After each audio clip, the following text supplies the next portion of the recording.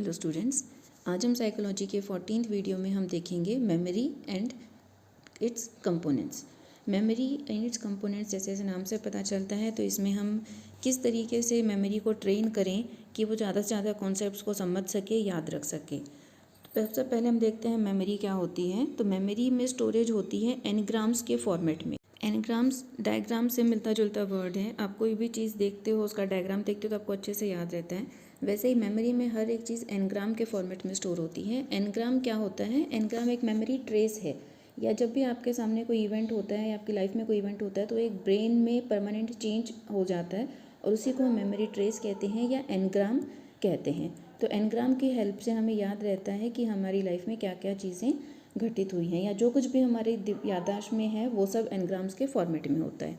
अब लर्निंग की साइकिल क्या है, मेमोरी की साइकिल क्या है? मेमोरी की साइकिल में सबसे पहले लर्निंग होती है, फिर रिटेंशन, फिर रिकॉल और फिर रिकॉग्निशन। लर्निंग में आप चीज़ों को याद करते हो, सीखते हो, सीखने के बाद उसे रिटेन करके रखते हो, यानी कि आपने जो कुछ भी पढ़ा है, समझा है, उसको याद करना भी ज़रूरी है, तो उसे हम रिटेंशन कहते हैं। और रिटेंशन मैक्सिमम होती है 25 ईयर की एज में। जब आप 25 साल के होते हो तब आपके ब्रेन में रिटेंशन की कैपेसिटी सबसे ज़्यादा होती है। एग्जाम्पल के तौर पर आपने 2 का टेबल पढ़ा, उसको याद कर लिया, तो वो लर्निंग है। रिटेंशन है कि आपने जो पढ़ा है 2 का टेबल वो आपको याद भी है, वो रिटेंशन हो गया। रिकॉल है कि जब टीचर आपसे पूछती है कि बेटा 2 का टेबल सुनाओ, तो आपको वो याद आता है, तो वो रिकॉलिंग कहलाती है। और रिकॉग्निशन का अर्थ है पहचान करना, यानी आपके सामने 2 के कुछ कंपोनेंट्स लिखे होंगे तो आप उसमें आइडेंटिफाई कर सकते हो कि हाँ ये 2 के टेबल में आता है। तो जो कुछ भी आपने पढ़ा है वो लर्निंग है, उसको याद करके स्टोर करके रखा है वो रिटेंशन है। उस स्टोर की हुई चीज़ को आप दोबारा से रिवाइज़ करते हो या याद करते हो तो वो रिकॉल है, और उसे आप पहचान लेते हो तो वो रिकॉग्निशन है। इसे हम और एक तरीके से याद कर सकते हैं कि मान लीजिए आपको कोई फ्रेंड मिलता है, कोई नया बंदा मिलता है, उससे आपकी दोस्ती हो जाती है, तो वो दोस्ती होना लर्निंग है। फिर आप कुछ दिन साथ में रहते हो तो आप उसके साथ अच्छी से जान पहचान हो जाती है, वो रिटेंशन है। फिर आप कभी बैठे हो और वो आपको याद आता है तो वो रिकॉल है, और जब वो बंदा आपको सामने कभी दिखता है आप उसे पहचान लेते हो तो वो रिकॉग्निशन है। तो learning, retention, recall and recognition, ये पूरा मेमोरी का साइकिल है, और रिटेंशन होती है मैक्सिमम 25 ईयर्स की एज में। नेक्स्ट हम देखेंगे true memory is logical memory. ये स्टेटमेंट है बर्गसन का, यानी कि जो हम लॉजिक के ऊपर जो मेमोरी बेस्ड होती है वही असली मेमोरी होती है। Memory level of teaching is thoughtless. Memory level of teaching thoughtless है, मतलब वहाँ पे आपको कुछ सोचना समझना नहीं होता है, जस्ट रट्टाफिकेशन होता है, तो वो मेमोरी लेवल ऑफ टीचिंग है, जहाँ पे आप सिर्फ बच्चों को कॉन्सेप्ट्स रट्टा मरवा रहे हो। जैसे आप छोटी क्लासेस में बच्चों को ABCD की सीक्वेंस याद कराते हो कि ABCD इस फॉर्मेट में आता है, तो वो थॉटलेस लेवल है, मेमोरी लेवल है, क्योंकि वहाँ पे बच्चा सिर्फ रट्टाफिकेशन कर रहा है, अपनी मेमोरी का प्रॉपर यूज़ नहीं कर रहा है। आइए अब देखते हैं टाइप्स ऑफ मेमोरी कौन कौन से होते हैं। तो मेमोरी को आप बेसिकली ब्रॉडली 2 टाइप्स में डिवाइड कर सकते हैं, short term memory and long term memory. तो जैसे इनके नाम से पता चलता है, शॉर्ट टर्म मेमोरी में कोई भी चीज़ होगी वो कम समय के लिए स्टोर होती है, तो वो 30 सेकेंड से 1 मिनट तक ही स्टोर रहेगी। जबकि लॉन्ग टर्म मेमोरी में जो भी डेटा स्टोर होगा, जो भी याददाश्त स्टोर होगी, वो लंबे समय तक बनी रहेगी। तो पहला डिफरेंस मेमोरी में शॉर्ट टर्म मेमोरी और लॉन्ग टर्म मेमोरी का है। मान लीजिए आप कोई फ़ोन नंबर डायल कर रहे हो, तो वो नंबर सिर्फ आप डायल किया उतनी ही देर याद रहता है, तो वो शॉर्ट टर्म मेमोरी है। जबकि आपकी डेट ऑफ बर्थ है वो आपको आपके लाइफ टाइम याद रहेगी, तो वो आपकी लॉन्ग टर्म मेमोरी है। आइए देखते हैं शॉर्ट टर्म मेमोरी में क्या होता है। तो short term memory working memory कहलाती है, इफेक्टिव मेमोरी कहलाती है, इमीडिएट मेमोरी कहलाती है और प्राइमरी मेमोरी कहलाती है, क्योंकि आपके सामने जो कुछ भी इवेंट्स होते हैं वो सबसे पहले शॉर्ट टर्म मेमोरी में ही जाते हैं, इसलिए ये आपकी वर्किंग मेमोरी है। सेकंड इम्पॉर्टेंट चीज़ इसके बारे में है कि इसमें कोई भी इन्फॉर्मेशन जो होती है वो सीरियली सर्च होती है, यानी 1 बाय 1 लाइन करके सीरियल में सर्च होते हैं। इसके अंदर visual, acoustic and semantic encoding होती है। विजुअल मतलब जो आपने विजन देखा, जो देखी चीज़ें, अकाउस्टिक जो आपने सुना, और सिमेंटिक जो आपने उसे इंटरप्रेट किया, जो मीनिंग निकाला। तो शॉर्ट टर्म मेमोरी में visual, acoustic and semantic encoding है। इसके बाद इसका टाइम पीरियड है कि 12 सेकेंड तक आपकी शॉर्ट टर्म मेमोरी में जो डेटा है उसमें से 75% चीज़ें भूल जाती हैं, और 18 सेकेंड्स के बाद 90% चीज़ें भूल जाती हैं। तो इसका टाइम पीरियड बहुत कम है। शॉर्ट टर्म मेमोरी में आप वही चीज़ें अपना दिमाग स्टोर करते हैं जो आपको लंबे टाइम के लिए यूज़फुल नहीं है, बस आपने सुना, उसको यूज़ किया और फिर कंप्लीट कर दिया, तो इसे हम शॉर्ट टर्म मेमोरी कहते हैं। इसके ऑपोजिट लॉन्ग टर्म मेमोरी में वो चीज़ें रखी जाती हैं जो आपको लंबे समय तक याद रहती हैं। इसके दो टाइप्स हैं, episodic memory and semantic memory. Episodic memory का मतलब है कि आपने कोई देखा, कुछ सीन महसूस किया, आपकी लाइफ में वो सिचुएशन हुई तो एपिसोड के रूप में आपके दिमाग में स्टोर हो गई।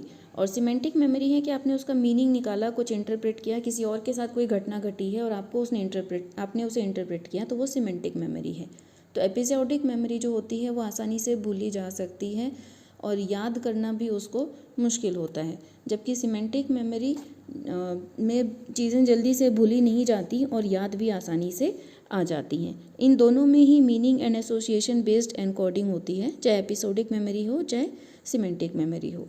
अभी ध्यान देने लायक बात है कि हम रिटेंशन और रिकॉग्निशन इन दो चीज़ों को इम्प्रूव नहीं कर सकते, इसलिए हमारा फोकस होता है लर्निंग एंड रिकॉलिंग के ऊपर। यानी दिमाग की जितनी रिटेंशन कैपेसिटी है, रिकॉग्निशन कैपेसिटी है, वो फिक्स है, हर बंदे की अलग अलग है, लेकिन हम लर्निंग और रिकॉल को इम्प्रूव कर सकते हैं। तो टीचर्स का फोकस यही होना चाहिए कि वो बच्चे की लर्निंग कैपेसिटी और रिकॉलिंग कैपेसिटी को मजबूत बनाएं। ये आपके सामने एक और चार्ट है ह्यूमन मेमोरी का, जिसमें सेंसरी मेमोरी है 1 सेकेंड से कम। जैसे आपको कहीं चोट लगी या कुछ गर्म चीज़ को आपने हाथ लगा दिया या आपकी आंखें झपकी, ये सेंसरी मेमोरीज होती हैं। Short term memory working memory होती है जिसका ड्यूरेशन 1 मिनट से कम होता है, और long term memory life time के लिए यूज़फुल होती है। लॉन्ग टर्म मेमोरी ही है जो हमें लर्निंग में हेल्प करती है। तो लॉन्ग टर्म मेमोरी के दो टाइप्स हैं, एक्सप्लिसिट और इम्प्लिसिट। एक्सप्लिसिट मतलब हम जानबूझकर उस मेमोरी को याद कर रहे हैं, और इम्प्लिसिट है कि वो अनकॉन्शियसली बिना जाने बुझे ही हमारे दिमाग में सेट हो जाती है और हम उसे याद कर लेते हैं। तो इम्प्लिसिट में एक प्रोसीजरल मेमोरी होती है, जैसे आप कोई काम स्किल करते हो, आप बार बार एक ही वर्ड लिखते हो या फिर आप रोज़ रोटी बनाते हो तो वो रोटी आपकी स्किल हो जाती है और वो इम्प्लिसिट है, अपने आप ही आपके दिमाग में स्टोर हो रही है। जबकि एक्सप्लिसिट मेमोरी जो होती है वो कॉन्शियस होती है, आप जानबूझकर उस चीज़ को याद करते हो। इसे हम डिक्लेरेटिव मेमोरी भी कहते हैं, क्योंकि इसके अंदर फैक्ट्स और इवेंट्स आपको याद करने होते हैं। मान लीजिए आप हिस्ट्री में याद करते हो कि प्लासी का युद्ध कब हुआ था, तो वह एक्सप्लिसिट मेमोरी है क्योंकि आपने जानबूझकर उस चीज़ को याद किया है। तो डिक्लेरेटिव मेमोरी के ही दो टाइप्स और हैं, एपिसोडिक मेमोरी और सिमेंटिक मेमोरी। सिमेंटिक मेमोरी जो फैक्ट्स और कॉन्सेप्ट्स को याद रखती है, और एपिसोडिक मेमोरी जो इवेंट्स और एक्सपीरियंसेस को याद में रखती हैं। तो इनको आप अच्छे से याद कीजिए और एग्जाम पॉइंट ऑफ व्यू के लिए काफ़ी इंपॉर्टेंट टॉपिक्स हैं। यहाँ पे कंपैरिजन है तीनों मेमोरीज़ का और उनकी स्टोरेज का और रिट्राइवल का। तो स्टोरेज हमने पीछे देखा है, रिट्राइवल सेंसरी मोटर का मैकेनिकल रिट्राइवल है कि अपने आप ही आपको याद आता है। शॉर्ट टर्म मेमोरी में अगर आप थोड़ा सा दिमाग पे जोर दो तो आपको याद आ जाती हैं चीज़ें, रिट्राइवल हो जाता है। जबकि लॉन्ग टर्म मेमोरी में आपके सामने नए नए मटेरियल्स आते हैं और इंटीग्रेशन के हिसाब से ही रिट्राइवल होता है। तो long term memory semantic coding होती है और इसके ऊपर कोई लिमिटेशन नहीं है कि कितने आप मेमोरी स्टोर कर सकते हो। आइए अब देखते हैं हमारा दिमाग या हमारी मेमोरी काम कैसे करती है। तो हमारी मेमोरी एक छोटी सी इन्फॉर्मेशन प्रोसेसिंग मॉडल है, जिसमें पहले डेटा एनकोड होता है, फिर स्टोर होता है और फिर रिट्राइवल होता है। एनकोड में जैसे आपके दिमाग में कोई इन्फॉर्मेशन पहुंचती है, चाहे वो किसी भी सेंस के थ्रू हो, तो वो एनकोडिंग होती है। उस इन्फॉर्मेशन को आप स्टोर करते हो, आपके दिमाग में ऑटोमेटिकली वो स्टोर होती है, आप उसे याद रखते हो ताकि आप बाद में रिट्राइव कर सको। तो एनकोडिंग, स्टोरेज एंड रिट्राइवल एक तरीके से इन्फॉर्मेशन प्रोसेसिंग मॉडल है जिस पे हमारी मेमोरी काम करती है। आइए देखते हैं अच्छी मेमोरी की क्या क्वालिटीज़ होती हैं। जैसे हम क्लास में बच्चे कहते हैं, जो बच्चा फटाफट आंसर याद कर लेता है, नई चीज़ें समझ सकता है, उसे हम कहते हैं अरे वाह इसकी मेमोरी बहुत अच्छी है। तो वही कैरेक्टरिस्टिक्स हैं, इमीडिएट अंडरस्टैंडिंग, जल्दी से अंडरस्टैंड करना, रिकॉल करना, रिकॉग्निशन करना, जो याद किया है उसको अच्छे से रखना, और एक इम्पॉर्टेंट चीज़ है फॉरगेटिंग यूजलेस थिंग्स, जो आपके काम की चीज़ नहीं है उन्हें भूल जाइए। ये आपके दिमाग के लिए बहुत इंपॉर्टेंट है और अच्छे दिमाग की अच्छी क्वालिटी है। तो गुड मेमोरी के लिए ज़रूरी है कि यूजलेस चीज़ों का भूल जाइए। स्टार्टिंग में फैक्टर्स पढ़े थे, learning, retention, recall and recognition, उनके बारे में दोबारा यहाँ लिखा गया है। आप एक बार वीडियो को पॉज करके दोबारा से इन्हें स्टडी कर सकते हैं, लेकिन जो चीज़ें बताई गई हैं वही हैं। लर्निंग यानी चीज़ों को समझना, रिटेंशन उन्हें याद करना, रिकॉल यानी जो पुरानी चीज़ें आपने याद कर रखी हैं, चाहे वो नेचुरल तरीके से हों या डेलिबरेटली जानबूझकर हों, तो रिकॉल है। और उसके बाद में आता है आपका recognition. Recognition is completeness of memory, यानी आपने पीछे की तीनों जो स्टेजेस किए हैं, अगर आप उन्हें रिकॉग्नाइज कर पाते हो तो आपकी मेमोरी अच्छी है।